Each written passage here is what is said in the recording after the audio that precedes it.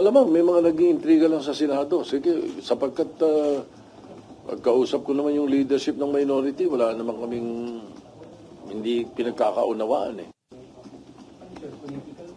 I'm sure. Yeah.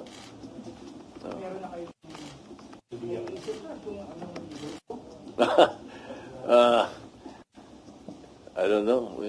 Pwede manggaling sa kaliwat kanan niya, whatever. Hindi na. We should not allow these talks to hamper the work of the Senate. And that's that last week we decided to suspend the sessions habang wala yung mga agenda na mayroong mga bills pending. Nakita nyo yung mga pending na treaty, pinasa lang muna namin. Then suspended to allow the budget deliberations and the budget hearings, I should say, to allow the budget hearings to continue without stoppage. Kasi nangyayari, every 3 p.m., because of the session, they have to stop the budget hearings. And the other hearings of the different the committees, because the only way we can get the agenda into the plenary is when the committees are done and are ready to report out the bills. One thing that I'm sure not a lot of people are aware of, or there are few who are not aware of the fact that the Senate works on committees, through committees. The Senate works through committees. We don't work in plenary. We work through committees. Kaya ang mga bills at ang agenda ay nanggagaling sa committee work. And in this case, because of the single most important piece of legislation to be passed, the budget, the GAA for 2026, we should be very clean, other than what happened in the 2025 budget. I think it needs our full attention, and that is the reason that in this suspension of the final week of the sessions and into the break is only as far as both houses are concerned. But as far as the Senate is concerned, it is a working break because of the budget hearings and the committee hearings.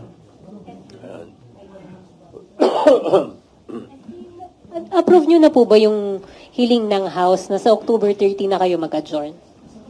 October 13? Yes, sir.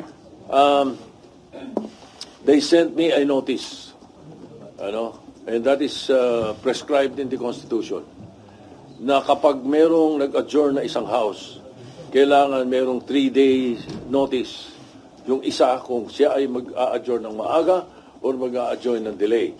The maximum allowed is 3 days. And that is the reason that they will adjourn on the 13th, but we will adjourn on the 10th. Okay? Ayun. Okay, yun. Now, why are they adjourning on the 13th? And this is, of course, born out of my talks with Speaker Boji D and their majority leader and their minority leader and the chairman of the appropriations, Congresswoman Representative Swansea. Ang napag-usapan is they will not be given by the President the certificate of urgency. So they needed that instead of passing on second reading on the 10th and passing on third reading on the 10th. Because they can only do that if there is a certification of urgency by the President.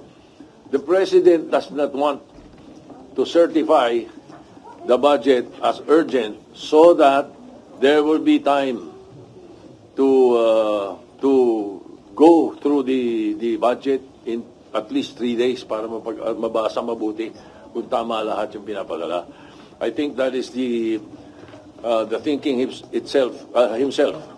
The President himself said that. Ayaw niya nung i-shortcut yung 3-day rule. So ganun din. Pagdating sa Senate yan, ganyan na rin yan. I'm sure he will not. Pero sir, usually po merong certification nun, sir, no? Na taon-taon? Oo, Parang taon-taon. normal po siya. Taon-taon, dahil pinapass break. Opo. Ayaw nga ni Presidente ngayon na maisip daw na ipapass break. So ayaw niya nung 3-day rule, according to Speaker Boji. So I'm sure, I expect the same thing in the Senate. So, hindi nyo yun napag-usapan sa LEDAC? Hindi nyo po napag-usapan with the President yun sa LEDAC? Nabanggit din niya, pero in passing. And in the LEDAC, we were able to coordinate lang or pinagsama-sama namin yung bills ng mga senador, top 3 each. Pero may mga ibang hawig-hawig, kaya total was 68. And in the House, 100 something, 200 something. And then, meron ang DepEd, yung DepEd, DepEd meron. So pinagsama-sama namin yun. In the first regular session of the 20th Congress, which is now, at least there are 12 in the LEDAC that was agreed upon in the LEDAC and with the President's consent. Sir, yung hindi po pag-certify as urgent nung budget, hindi naman siya makaka-affect or makaka-delay dun sa proseso? Hindi, makakabuti. Sapagkat lagi na lang eh. Nagmamadali ang Congress nung araw pa hanggang ngayon. Pagdating nung aapurahin yung pagpapapasa on second reading. Tapos, hihingi ng certification sa Presidente para the 3-day rule is removed. Papasa na rin on the same day. Tanong, nabasa nyo ba? Di ba? Tanongin mo yung mga congressman saka mga senador. Nabasa nyo ba pagkatapos ng second reading? Di ba? So maganda talaga na tama yan, na hindi approve on the same day. You have 3 days to go over and review what you approved on second reading before you vote in a nominal vote on the third reading. Sir, dahil po dun, bukod sa insertion, sir, yung ganong paspasan, naging paraan din, sir, para mailusot yung insertion? Correct. Pag hindi in-approve on second reading, at somewhere along the way, pinasok, ang amendment, or in the BICAM, pinasok, insertion yun. Yun ang insertion. Yun ang hindi natin dapat tinotolerate. Kahit anong ganda ng insertion. Sabi mo, pagpapagawa ng ospital sa kung saan lugar. Ang importante is you do it in plenary, so talagang naka-record kung sino nag-propose, ano pinropose, at saan kukunin yung pambayad doon sa pinopropose niya. Maliwanag, Hindi yung nangyayari ng mga nakaraan, which was highlighted by the 2025, Kaya pumutok lahat ito dahil sinabi ng Presidente bigla sa SONA, nagulat siya sa 2025 budget. Biglang yung unprogrammed hindi mo alam sino naglagay, saan ang galing, sinong gumamit, di ba? So, and again, I have discussed it with our chairman of the Committee on Finance. We will, as much as possible, and if possible, 100%, no unprogrammed funds. So, anong decision po dyan, sir? Oh, yeah. Kami ni Senator Gatchalian. So, final decision na Yeah, yun, sir? we will make sure that when we discuss the budget finally, on second reading, before third reading, there should be no unprogrammed funds. I-program natin kung anong kailangan ng executive, ano talaga dapat, i-program natin. Paano yung mga Para maliwanag, kitang-kita, hindi yung pagdating ng nakapasa na yung budget, biglang, ganyan, pwede rito, ganito, pwedeng ilipat dito, hindi pwede yun. Sir, paano po yung mga foreign assisted daw? Hindi natin gagalawin yun. Yung foreign assisted lang ang i-allow natin doon sa tinatawag na ang program funds. Yung lang foreign assisted. Wala nung singit. SP? SP, sa NEP po ba may UA agad? And would you know kung magkano yun ngayon for 2020? I have to check. I think you'd better ask Senator Gatchalian that question. Medyo yan. I will be talking off my hat if I answer that. And I answer it wrongly. SP? Sorry, hindi pa rin ako naka-move on kay Senping. Sir, yung tawag niya sa inyo kahapon, SP, nagpaalam na siya formally na bababa na siya ng Blue Ribbon. Can we say that?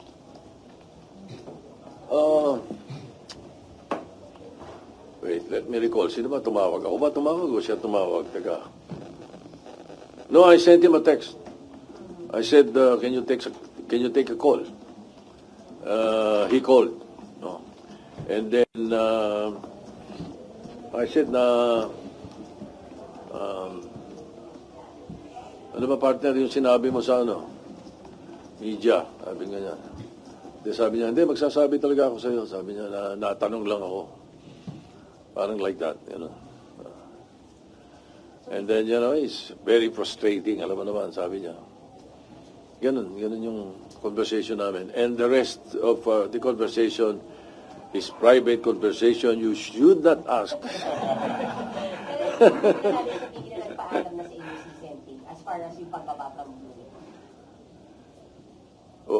What is that again? Alam na si Senping sa inyo sa pagbaba sa Blue Ribbon. Sinasabi niya nagpaplano siya na mag-resign. Well, until I receive the letter or he stands up on the floor and says he's resigning, he plans to resign. That's the accurate phrase. He's planning to resign. Pero sa plenary lang po siya pwede mag-resign. Ha? Sa plenary po siya. Pwede siyang sumulat. Pwede rin sa plenary. Pero what will happen is that we will, if he does that on the floor or he sends a letter, the only time he is deemed resigned is when we elect a new chairman. Di ba? Technically. Unless he says, no, I'm resigning now, and I'm sending the letter now. Unless he does that, then bakante bigla yung Blue Ribbon. Yung caucus po sa Wednesday, SP, doon mapapag-usapan if ever itong pagbaba niya at kung sino yung papalit. Pwede Sino ba? may sabi sa'yo may koko sa Wednesday? Sir, sinabi niyo sa group natin. Sinabi ko ba? Wednesday or Thursday?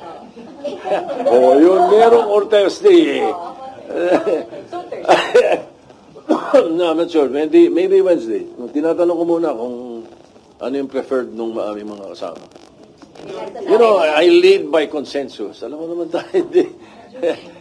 SP, sorry, kailangan ko itanong. So sa Friday, wala po tayong ini-expect na palitan leadership sa pag-resume po at sa bago magsara yung mag-adjourn po? Wala kaming ini-expect na gano'n.